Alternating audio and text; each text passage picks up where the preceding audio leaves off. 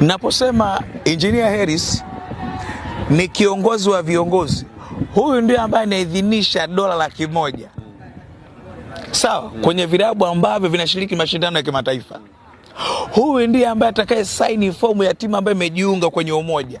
Maana kama hutaki kujiunga kwenye umoja wa vilabu barani Afrika, si ndio? Maana nenda Asia au nenda UEFA. Ni mambo mengine ya kijinga. Na hakuna kitu ambacho kimenisikitisha kuona leo eti viongozi. Hersi huyu ni kiongozi wa dunia sasa. Unapokuwa kwenye kamati ya mashindano ya vilabu vyote duniani, maana yake ni kiongozi wa viongozi katika mashindano yote duniani kwa wanaume, maana yake Simba ipo. Leo hutaki kuja kusikiliza, bosi anakuja kuzungumza. Ni kumbuka huyu ndo anasaini hela za Simba huyu. Hersi anasaini hela za Simba $100,000 anasaini. Asiposaini kesho kelele. Unaona, ni utovu wa nidhamu. Bosi wako anapoongea, maana yake taarifa zilizokuwa nazo, Hersi ataitisha kikao sawa cha viongozi wote wa timu zote Tanzania kuwapa elimu aka ni nini.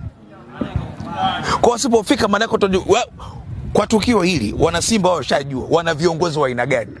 Wanawashinda hata wanachama. Nimemwona pasi milioni. Pasi milioni deserve kwa mwenyekiti wa Simba. Yes, ndio kweli, kwa sababu mpira ni fair. Mpira ni kujifunza. Amekuja kulitukio la Simba.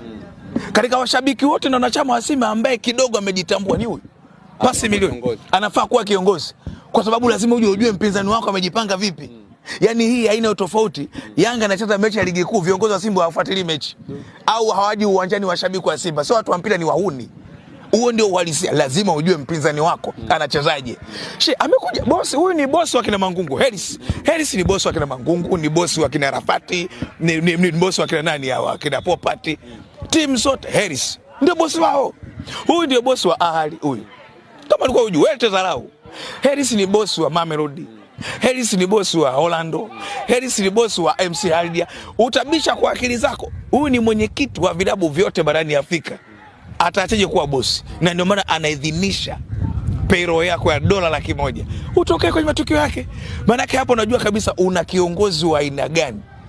Bosi anaongea, wanapiga kelele. Hersi ni bosi wa Mangungu. Huyo ndio walisia. Ni bosi wa Mangungu Hersi. Utake ondoka Simba. Ndio walisia. Aje Mangungu hapa nibishe chuma, sio kweli. Huyu ndio bosi wao.